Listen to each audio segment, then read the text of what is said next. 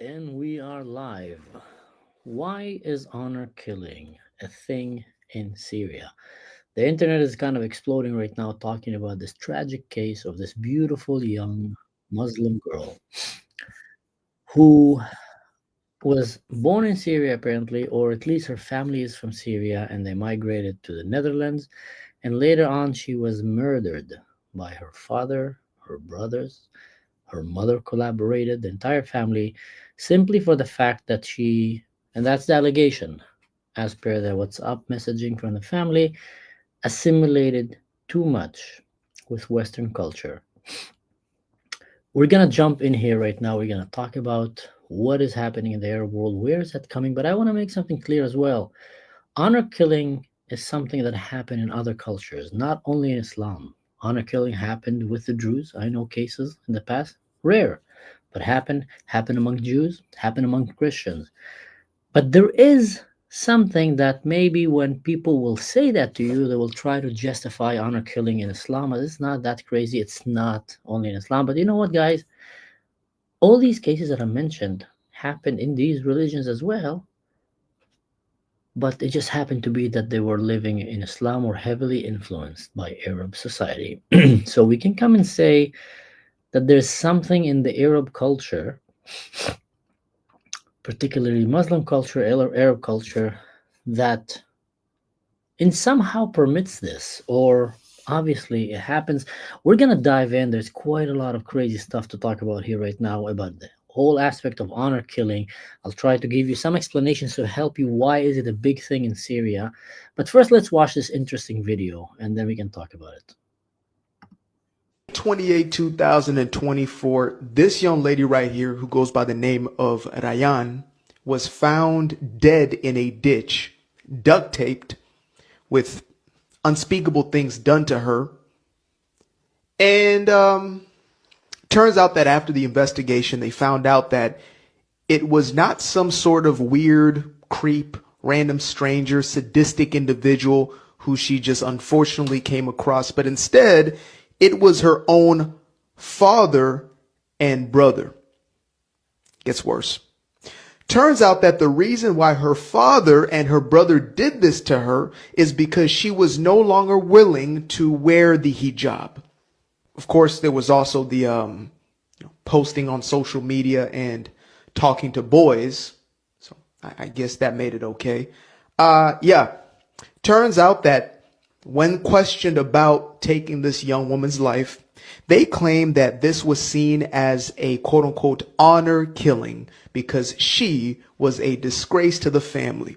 Now, I don't know about y'all, but as far as I'm concerned, any ideology that pushes this sort of demonic activity is exactly that.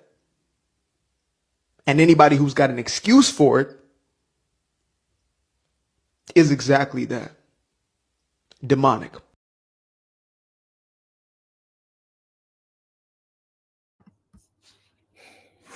Tragic story, honestly, tragic story, but even gets worse. It's not only one brother, it was two brothers, and also the mother, and apparently the sisters were kind of, to some extent, each one had an involvement in the story. Let's read some articles about it. So we got some reliable sources based on the Netherlands Times and other outlets and newspapers, and also talk about some things that are coming from Syria, which might shock some of you and might not the others. The case is about an 18-year-old Rayan El Nar, a Syrian origin Muslim girl living with her family in Yor. I think that's the name in Holland. I hope I didn't butcher the city's name. In the north of the Netherlands, on the night of the 21st to the 22nd of May 2024, her two brothers, Muhammad, what a surprise, and Muhannad, original, picked her up from a house in Rotterdam and drove her to a remote area near, oh my god, I'm gonna end up butchering this name for sure. I don't know if I should even try. Kanardijik / Oostavarades Rispalasan by Liliastad. Sorry to all my gezellig Dutch friends, I did my best. A nature area about an hour away, shortly after midnight on the 22nd of May 2024, she was killed there and her body was found 6 days later on the 28th of May 2024 in the water along that place that I mentioned before. According to Dutch persecutors and court documents, Rayan died by drowning. Her body was found tied up with about 18 meters of tape, her ankles taped together, hands bound behind her back, and her mouth taped shut. What a terrible way for a young, beautiful individual, young, beautiful girl, to go simply because she didn't want to cover her hair. It gets worse. Investigator concluded that her shoes had been taken off first because the tape was around her bare ankles. They really wanted to make sure she doesn't have a chance to survive.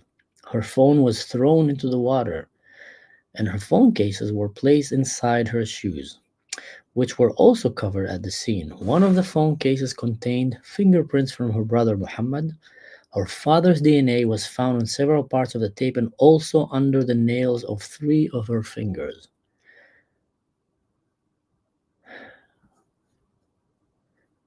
This girl had to fight with her father and with her brothers, scratching her way out, probably screaming, trying to fight that they don't murder her. Just because she didn't want to put a hijab, just because she talked to boys.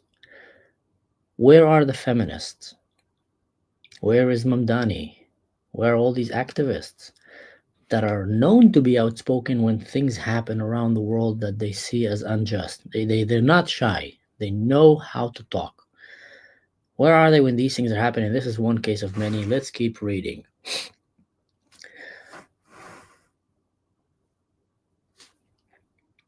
Prosecutors indicate that she resisted and fought back. She was alive when she was put into the water and drowned while bound and gagged. Considered one of the most terrible ways to die, because it's agony and it's suffocating, and you're very conscious when that happened. I used to do a lot of free diving, and I've been to situations where I was almost suffocating, and it's terrifying. So let alone you're tied, you're gagged, and you just were thrown by your brothers and your father. Some of us cannot even understand how can this happen. This is your daughter, man. This is your sisters. Shouldn't you be protecting and loving? Persecutors described the killing as an honor killing and a form of femicide. They say that the motives was that Rayan was living too much of a Western lifestyle. This is the court, documents. She had stopped wearing a headscarf, wore makeup, and contact with boys and boyfriends. Oh my God. How can we allow that to happen in the religion of peace, for a woman to contact boys and talk to them, wear makeup, not cover herself in hijab? We're talking in the Netherlands. This is in the Netherlands. This is not in Afghanistan, in Kabul, or in Palestine. This is in the Netherlands. Oof. And was active on social media, God forbid, including TikTok videos without a hijab that the family saw as deeply shameful. In chat messages recovered from her family phones, that's where it gets even more crazy. Relatives spoke about her as a disgrace. Relatives from Syria, from Europe, explicitly wished for her death with lines such as, "I hope she comes back in a box. She needs a bullet in her heart and poison in her body." One of her brothers wrote that. And from the mother, this is what the mother wrote in the family WhatsApp group. Some families have in their WhatsApp groups, "Good morning, we're so proud of you." When I look at my family WhatsApp group, it's mostly everyone sharing videos about the achievement of the children. Look how they walked their first step, what a song they just sang, how they got dressed for a Halloween Purim party or whatever. Some families have these things. That's what the mother wrote. "God willing, we will see her wrapped in shroud. Rayan is a disgrace to the family and deserve to die." We say that a lot, and we try to explain to the West that there is some religions out there that literally worship death more than life. It's not just a statement. It's by people who actually seen it, know what they're talking about, and are trying to warn you. Stop shaming these people that are coming to warn you. Stop calling us names when we come to warn you. There is very wrong cultures, and Syria is definitely one of them. There's a lot of wrong things happening there. Not all Syrians are bad. I know wonderful people from Syria, but as a society, as a culture, as a general, it is one of the worst places. It's literally a shithole. Sorry for my language. I usually don't use that word. It's a cow poop hole. It's a very, very bad place, guys. A nasty place. Nasty. One of the worst, nastiest crimes on face of the earth are happening in some of these places, in Palestine, in Syria, in some parts in Lebanon, in some parts of Egypt, in many, many Muslim countries around the world. There's really bad things that are happening. Some countries have good things that are happening, but some are having bad things. And we should not be ashamed of talking about it. Otherwise, you'd never be able to stop it, prevent it, or maybe hopefully have it change. By silencing the people that are coming to warn you, you will never have it change. Now, here's the crazier part. I don't know if you can say crazier, but maybe this part will surprise some of you, maybe will not surprise others.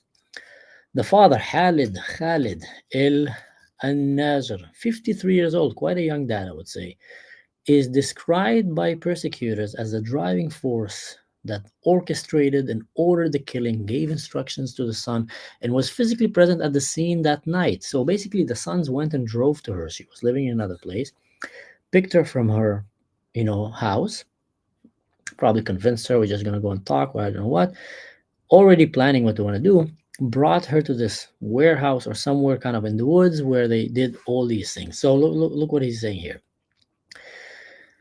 Was physically present at the scene that night. After the murder, he fled the Netherlands to northern Syria, where he is believed to be living and has reportedly remarried. He is believed to be still walking free and safe and remarried, even was trying to contact the authorities in Holland, tried to ask them not to put his sons in jail. The Netherlands have been trying to reach Syria and tell him, you should bring this guy for justice. Syria is ignoring. I tell you what, guys, in Syria, what he did is not a crime. It's done all the time. It's called Sharia law. It's called Intifada Revolution. It's called Muslim Brotherhood. It's called any name you want to call it. It's happening all the time. Actually, people like that many times will get a pat on their shoulder. You did good. You saved the honor of your family. And let me explain, because to some people in the West, they can't even understand, like, how can you do that? Yes, if you live in the West and you cherish human life, you obviously would come and say, I mean, she doesn't deserve to die. Maybe you don't like that the way that she's dressed. Maybe you think it's immodest. That's your right as a father, as a mother, as a brother, to share that opinion. Tell her, listen, sister, I don't think it's okay how you dress or how you dance on the camera. You might attract the wrong attention from the wrong men. I want the best for you. But in that culture, they're not looking for the best for their women. That culture, places like Syria, like Palestine, women are objects that belong to men. And women are a tool for men to enrich their life. So if you're a man and you had 5, 6, 7 boys, send them to work. Great. They'll be working for you. When you get older, they'll take care of you, hopefully. If not, just throw you. And if you need to ever fight someone, you have power. You have numbers with you. If you got a girl, it complicates things in the radical Salafi Sunnah Suri Muslim kind of mentality. It complicates things. Now you need to be careful that she doesn't bring disgrace on you, because you matter, not she. And you need to make sure that she behaves, that she learns. Hopefully, you will be able to send her off and marry her at the age of 6, if you're lucky. If not, 9, 12. That way, that's it. She's not under me. I gave her to the other man. If she does anything wrong, the shame is on him now. They revere it as some kind of a ticking bomb of possible shame. So they need to be held with extreme measures of discipline to ensure that they're online, that they don't show any piece of skin, that they don't accidentally tempt a good Muslim to go and commit the terrible sin of getting horny. That's kind of, guys, how it's revered in many, many Muslim countries, and one of them is Syria. Very, very much. The two brothers, Muhammad and Muhannad, are on trial in the Netherlands. The father tried to claim that it's not their fault. The sisters are trying to protect these brothers and, to say they're not guilty. The mother, I mean, instead of trying to protect your sister who got murdered, you're trying to protect these bad guys. Meanwhile, and this is where it becomes very sad, guys, this is the announcement by Donald Trump. The United States is very satisfied with the result displayed through the hard work and determination in the country of Syria. Oh, really? We are doing everything within our power to make sure that government of Syria continue to do what was intended, which is substantial in order to build a true and prosperous country. One of the things that have helped them greatly was the termination of very strong and beating sanctions. Yeah, it helped them get more weapons and see it as a green light to go and kill more minorities, guys. Sorry. I believe this was truly appreciated by Syria. Of course, you just allow them to kill more people and to expand the radical genocidal jihad of Salafi Sunnah. Its leadership and its people. It is very important that Israel maintain a strong and true dialogue with Syria and that nothing takes place that will interfere with Syria's evolution into a prosperous state. The new president of Syria, Ahmed al Shara, is working diligently to make sure good things happen and that both Syria and Israel will have a long and prosperous relationship together. That is a historic opportunity and adds to the success already attained for peace in the Middle East. Well, let's watch this video. Price of governments, banks, oil fields, politicians From the beginning. they comprise of governments, banks, oil fields, politicians, academic institutions, universities, you name it. How do they work in the West? Suit and tie, LV, Gucci, and Armani. Oh my They don't come to you wearing robes and no, they come to you with the most liberal tone ever. They adapt and they adapt very carefully and very strategically. I mean, we heard Linda Sarsour said that basically CARE was the one funding Mamdani, who just won the mayor position in New York City. CARE is a major Muslim Brotherhood organization that is freely operating in the United States, and to the point that now we know that they actually funded and elected a mayor in New York City. So what do you want to say about CARE? Say about CARE what the UAE said about CARE, terrorist organization. It's designated by the UAE. Ooh, crazy. By the way, that's a really cool chair. I just noticed it. Man, my chair I found literally, not joking, on the side of the road. Dragged it to my house with a squeaking wheel, but it's a good chair. I like it. So,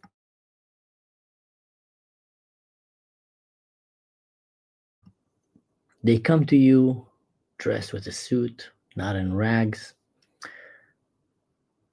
with Armani and Gucci. They come to your academia. They come looking like professor. I mean, he kind of described Mamdani and he kind of described Ahmed al Shara in the same sentence. And I've been saying it for a very long time. Mamdani, in my eyes, is 100% undoubtedly Muslim Brotherhood. Undoubtedly. I mean, it's crazy that Americans don't see that. Crazy. Like 100% Muslim Brotherhood. Everything about him. Scream Muslim Brotherhood. The silent jihad. But here is what drives me even more, kind of baffles me. Like, what is going on? Meanwhile, in New York, the biggest voters for this Muslim Brotherhood mayor were young, liberal, progressive feminists. And meanwhile, the people that he is, standing by and defending, that they do these things. You'll never see him condemn that. And that's one of the things, guys, that I would always say to people that come try to be apologetic towards radical jihad and radical Islam and Muslim Brotherhood. Actions speak louder than words. Silence often speak louder than words. And I'll explain. If someone is always quiet, he doesn't talk. I have friends like that just they don't share their opinion. They can't be bothered. They don't want to enter arguments. They don't talk about politics with strangers. Even with their friends, they barely ever open it. You barely hear them coming and talking against this or against that. They have their opinion. They keep it to themselves. You can come and say, okay, this guy probably is not pro these radical things. He just, doesn't talk. Okay. But if you have friends that are very outspoken, like Mamdani, like his friends, that are always, for our brother in Palestine, our heroes, every Palestinian is like 1,000 of you guys. They are the real fighters. And the Zionists, they're very advocate for justice, for freedom, intifada. They're literally out there. But then you don't hear them say anything about these things. That is, ladies and gentlemen, 100% undoubtedly undisputed Muslim Brotherhood. It's very easy. I've met a girl in Germany that she is Iranian, but she's also half Kurdish, half Jew. Like, talk about getting screwed from every possible aspect in the Middle East. Brilliant young, smart girl in Germany. And she came and she told me that, how would I say it gently? She comes to conversations with Westerners now and just identify herself as an Islamophobe. Hello, I'm an Islamophobe. Just to break the ice. And then she said, the way that I can, because I'm just fed up, she said, of what they do to my women, what they do to our beautiful women in Iran, how they beat them, how they throw acid on their face, how they cover their faces and make them as if they're the wickedness in this world and not the men that are doing these things. And I'm so tired of the feminists and all these activists in the West that are protecting these men as they do what they do to our women, beautiful, liberal, smart, and courageous Iranian women.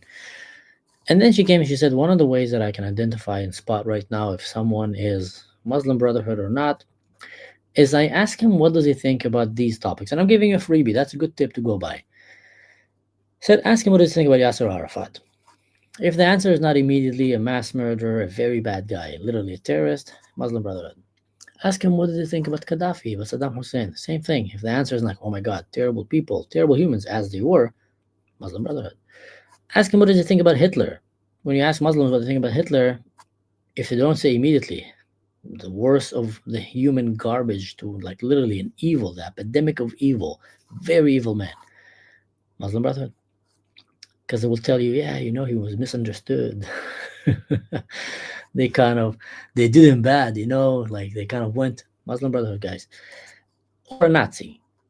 Ask them, what do they think about Palestine? If immediately they start telling you, yes, Muslim Brotherhood. Guys, Palestine is a terrorist state. Palestine is basically a terrorist organization. You know that the government of Palestine pay people to go and kill Jews.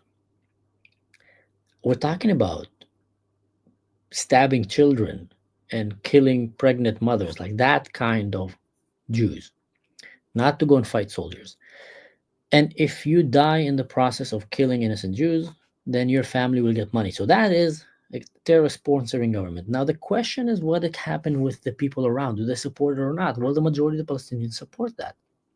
70 to 80%, last poll said. In Gaza was about 90 something percent. So if you enter a room, and in that room, there's 10 people sitting. 8 of them want to kill you. 2 are just indecisive. Out of these 8, yesterday, one of them killed your friend, or just killed a random Christian or a Jew, or even just a woman for not wearing hijab. And the other 7 think it's a great thing. Tap him on the shoulder, says, you're doing good, man. Would you feel comfortable in that room? Would you feel comfortable sitting among these people? Or would you kind of say like, oh man, it's a dark place. I don't want to be here. So that is basically, I just explained to you, Palestine, when it comes to human decency, when it comes to human life, to women's rights, to anti-racism and stuff like that. I can tell you for a fact, as a non-Jew, if you go to Israel and you walk to a room randomly, I'm not joking, and you say we should just go and kill Muslims, 9 out of 10, if 9.9 out of 10, will get really upset with you. Will get really angry. If you go to like a radical place, maybe you'll get like 3 that will agree with you, like radical place. The rest will literally tell you, no, man, we don't do that. You go to Tel Aviv, 10 out of 10 will be very angry with what you just said. Randomly just go and kill humans? No. Okay, you want to kill terrorists? All right, fair enough. If there's no way to stop them, some will say, yeah, I agree with you. Just kill women and children? No. So it does kind of tell you a little bit of this difference between these societies.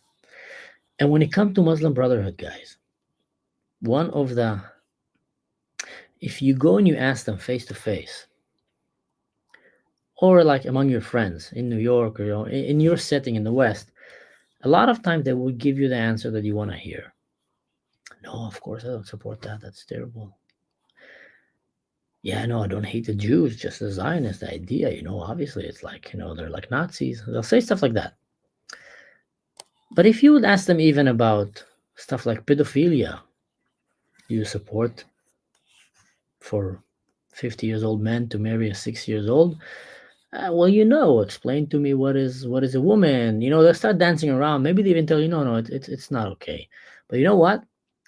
Take him to the local mosque. And I'm not talking about the radical mosque that really promote ISIS and Al-Qaeda, the one that pretends that he doesn't. Take him to that mosque and tell him, stand there on the mic, grab the mic and say, it is not okay to marry 6 years olds. It is not okay to marry 9 years olds. It is not okay to kill Jews. Tell him to say that. He won't dare. He won't dare. Why? Because you just cornered a Muslim Brotherhood agent to a place that he can't see. Because if he will say that, his owns will take care of him. See what I'm saying?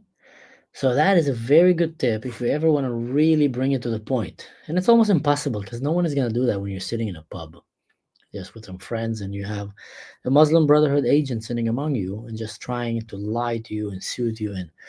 And anyway, one of the reasons that these things are happening in the Arab world, and mostly in the Muslim Arab world, is like I explained, because the men who control that world, they're the most important thing. And if a woman brought shame on the man, then it's justified to kill her. In Syria, they will not hand him in. They're doing it in Syria. So imagine right now, you're that father in Syria. And then suddenly the police will come and say, we arrest you. And it's like your neighbor is like, what do you mean you want to arrest him? I did it like 3 times already. Like he did the right thing. He defended the honor of his family. That would be the logic that they will have. That's the Sharia law logic, guys. So wake up and smell the hummus. Things are not going well in Europe, are not going well in the Middle East, and definitely not going well in the world of Muslim Brotherhood and their feminist liberal friends. With that, we spoke about a lot of maybe heavy stuff, dark stuff. I want to try to finish with a little bit more of a positive note, but first I'm going to look and see if there's any interesting comments that I should reply to. Leah. Oh, since Leah is here, she sent me something today, and I think it's important that I clarify. First of all, I spoke the other day about, this incident with Afghani man who was attacking Americans, and about how the National Guard guy is seen in a picture, in this picture, running away, trying to handle his gun instead of like taking down the guy, and tried to give some kind of a background explanation from the world of special forces, what I think went wrong and went right. Now, here is something crazy that happened. Look at this. During the DC attack, a heroic National Guard major heard the gunfire and, armed only with a pocket knife. First of all, why is he armed only with a pocket knife? That's a different question. But anyway, charged the shooter as he was reloading his 357 revolver. The major managed to stab the shooter multiple times in the head, bringing him to the ground. Another guardsman arrived, shooting the attacker, and helped the major subdue him until police arrived. I mean, talking about being a bad tusik, literally jumping on this jihadist warhog. Like, he was a big guy with a pocket knife and taking him down. Like, literally, that's ooh, that is some warrior stuff right there. That's someone that literally went, and he was a fighter. If you're not a fighter, you won't do that. You would run away. If you're not a fighter, you will not run at a big guy with a gun when you have a pocket knife. That's like undoubtedly. A lot of people you see in the gym, they pretend to be tough. Like, you will snap a balloon next to them and they'll run away. Because you can make things look tough from the outside, but the fighter is from the inside. And some people have it, some don't. So kudos to this man. If that report is real, that is insane. Now, here is the other part that was a bit controversial. So, while photo of a recent terrorist attack in DC on the two National Guardsmen appears that he is attempting to load his pistol while being chased down by an armed terrorist. According to the NG sources and the SGT's weapon malfunction, but he had a loaded mag and was able to charge a round and fire at the suspect. Okay. Also, why is the National Guard being deployed anywhere without having an ability to have a round chambered? Let's break this down. I said it before, you don't need to have a round in the chamber all the time, because that increases literally the chance that you end up shooting yourself in the leg, or your kid or someone around you accidentally, pulling the trigger, and someone will literally get killed or injured. So not having it in the round, you can really, there's many ways that they trained in many armed forces, not only the special forces, to reload. Like, literally, the Hamas in Israel, they train you to load the gun using your ear, your chin, your mouth, your neck. And if you got shot in the hand, you can load like this, in your armpit, on your belt. Like, so many ways. Like, you just put it like this and load it. There's so many ways you can load your gun fast. Let alone take it out, load it as you take it out, and put it through a bullet out. The thing is, you need to have the magazine inside. If the mag inside, not inside the pistol, then most likely you get caught by surprise, and most likely that surprise is going to involve a lot of stress. And in that moment of stress, most likely you're going to end up doing more mistakes. So you want to eliminate that. Trying to grab the mag while everything is shooting at you. Your body is afraid. Fight or flight is kicking in. You're shocked. Sound is a weapon. You just got shocked. So you don't want that. You want the mag to be inside, but the loading, that's a very easy part. That should be done. If he had a jam, then, I can understand. You had a jam. You're trying to fix it. You're going aside. Some would maybe charge at the guy. Some would run. Running like this, you're just lucky he didn't shoot you. He was probably shooting someone else. But turning your back to the enemy is probably never a good thing. But again, it's easier to judge it when you're far away. It's not so easy when you're there. Regardless, these brave men took him down, and a terrorist attack, a highly trained terrorist, by the way, could have ended with way more casualties. And ended up, like, I'll give you an example. In Germany, there was this, I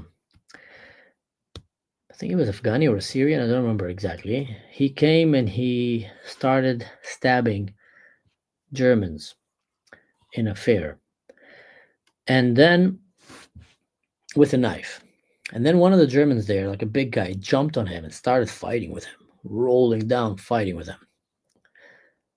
The police come, jumps on the German, he actually managed to subdue the guy after he stabbed a few people. A citizen, put him down on the ground, start, bomb. The police comes, jump on the German, kicks him off, protecting the Afghani or the Syrian guy. And then that Syrian guy, while the police is trying to subdue now the German, who is he was not even the one attacked. He was like literally saving, he could have run away. They pull the gun at him. The German is like, no, don't do anything to me. He's like, and then that Muslim guy grabs a knife, goes and slit the throat of the police and kills him. He died in the hospital later. And while he was going to do that, like all 5, 6 other policemen around, and I'm sorry, I love the police in Germany, but I think we can't ignore mistakes. They were dancing around him like a Chuck Norris movie, kind of like 5, 6 of them just waiting to come one at a time. Like, why didn't you shoot him? They had like a million opportunities to take him down. Didn't. One of the guys ended up taking him down. He acted pretty well and stopped it. But then the police officer died. So that is like a very, very not good response. Like extremely textbook, worst ever. Here they responded relatively, if you look at it from time frame and professionalism, I mean, come on, someone got him with a pocket knife. That you can't get more badass than that. But still, I think they should be allowed to carry weapons to protect themselves. So yeah, thanks Leah for sharing that. That was a good thing to share, and I said I'll talk about it. Here is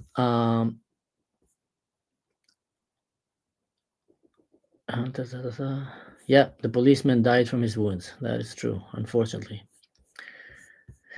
Now, I said that I want to finish with a more positive note, and I've been, like I said, still obsessed with this fun website that I found that just takes interesting stuff and explain them in a singing way. Great way if you're studying in university. Great way to finish the episode. And today we're going to learn through singing about this. Curious what would really happen if an asteroid hit Earth a month before impact. Its outline would first appear in the sky. 3 weeks before impact, as the asteroid kept getting closer, it would look even larger than the moon.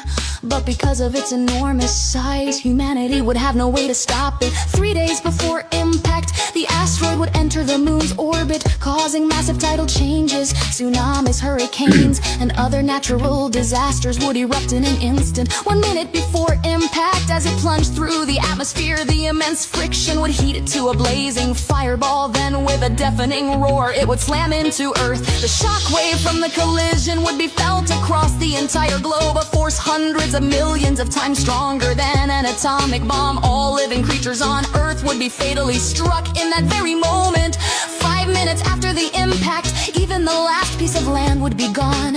Everything that once existed on Earth would vanish without a trace. A day after the impact, the final traces of humanity would be slowly consumed by fire, until every last mark of our existence was reduced to dust.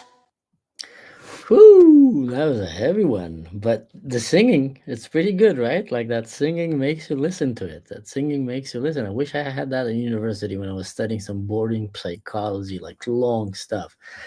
Singing. Would have just put it in an AI machine. Please make a song, a key one for me and help me study that topic. But with that said, I want to finish with this tone, guys. They said humanity will be erased in a second. We are humans. We are fragile. We're just floating in this universe. One day we're here, the next day we're there. In Hebrew, we say ud ke'ud nitzal mi'esh. Ud, when you look at the flames, the flickering flame, sometimes you see there's a crack and a piece of wood that is like a feather. It flies out and then just disappears. And it's referenced in the Bible often that our life is like that flicker. In that flicker, you can have that 60, 70 years that you live. But in the spectrum of, thousands, hundreds of thousands of years, doesn't matter what. You want to believe 6,000 years, you want to believe millions. In that spectrum of time, our life is very, very short. And a lot of the things that we're doing right now, we ourselves would not even remember tomorrow, let alone other people. So with that said, take life a little bit more lightly. Relax a little bit more. Invest in what matters, which is your family, your children, your parents. Call your mom. Call your mom. Tell her you love her. Literally, I think as a parent, you would never be bothered by your child if he just comes and tells you I love you. Like never. I don't know how that works. I never thought that I will be affected by another human that will just come and tell me you love me. Like I never thought that I even need someone to come and tell me they love me. Like generally. Some people maybe need these words of affirmation. I don't really need them. I never thought I need that. But if my kid just comes and tells me that, just makes my day. So there's things in life that matters. There's things in life that are worth staying for. And to go and kill your daughter because she talked to boys, because she just wanted to cover her head, not to cover her head, it's just wrong in so many ways. And it's the kind of wrong that we should kick from out of our society. It's the kind of wrong that we should shame in our culture. And it's the kind of wrong that we should hold people that support it accountable. Nothing good from depriving young women from the life that they deserve, from finding love, from enjoying their beauty, their God-given beauty. There's nothing wrong with that. So just terrible. Evening, Wularb Aim. And evening to I hugged my grandkids yesterday. My week is already super. That's true. That's true. Amen to that. So with that word of advice, I want to leave you guys.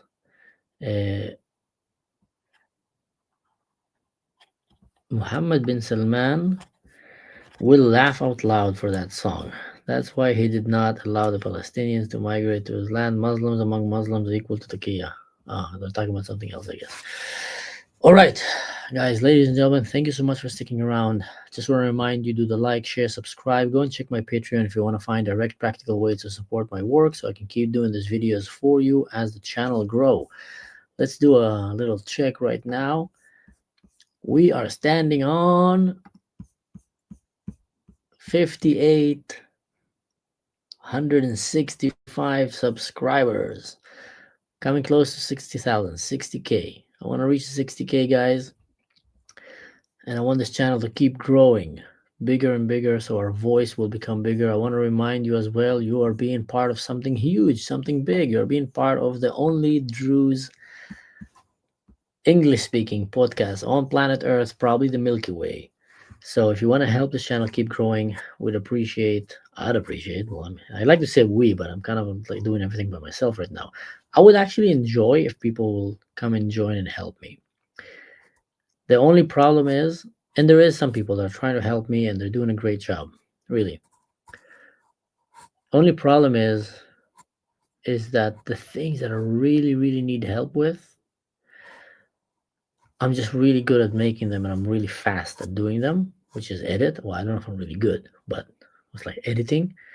And it's just very hard for me to find people that can really work as fast as I do. And then it ends up that I'm always doing that. And that will consume most of my time. So if you know someone that's just good at editing and can do fast, relevant stuff and have a good eye for it, bring him my way. Let me talk to him. Let's negotiate and talk and see. And I would be more than happy to bring someone on my team so we can start making even more, so we can grow this production. But until then, guys, stay safe. Don't do anything stupid. And in general, don't do anything that I would do.